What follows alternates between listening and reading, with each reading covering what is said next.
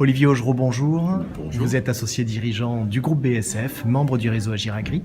On vient d'assister ce matin à un exposé très intéressant de Madame Vial, donc lors de notre matinée agri du 16 juin 2017. Donc, au travers de ces dires, la question qui revient et sur laquelle vous souhaiteriez exposer, c'est finalement comment peut-on faire vivre les territoires ? Ah oui, c'était un moment, effectivement, c'est un enjeu de société considérable. Nous, en tant qu'experts comptables ou avocats spécialisés sur ces économies de territoires à dominante agricole ou viticole, évidemment, nous avions une oreille très attentive à ce qu'elle nous a dit, notamment en tant que présidente du think tank Sol et Civilisation.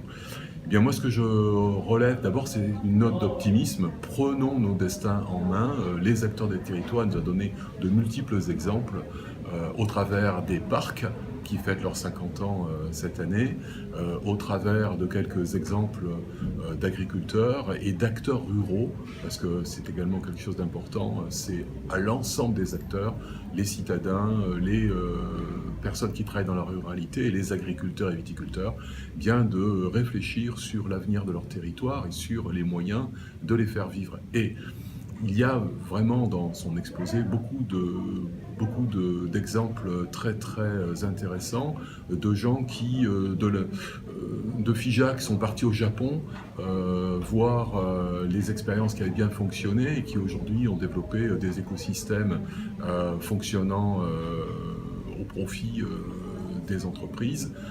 Rappelons quand même que la somme de la richesse des entreprises, c'est la richesse de l'État, et donc peut-être commencer par là. Elle nous a parlé de ces Aveyronnais qui avaient également développé des filières de commercialisation directe en région parisienne, voilà, avec également des développements qui vont jusqu'à la création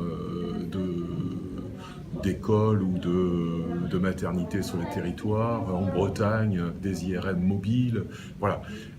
Je retiens également qu'elle a bien redéveloppé ce que le législateur a pu mettre en place et qui est malheureusement peu utilisé ou insuffisamment utilisé aujourd'hui, souvent pour des raisons politiques.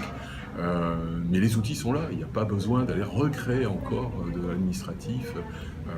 Et donc saisissons ces éléments-là. Et puis enfin, elle a également évoqué la richesse européenne, rappelant que l'agriculture française est très fortement exportatrice, plus 70% commercialisée en Europe, premier client l'Allemagne, et qu'à Bruxelles, nous avons une sous-représentation et donc une sous-utilisation des ressources qui sont potentiellement allouées pour faire vivre ces territoires.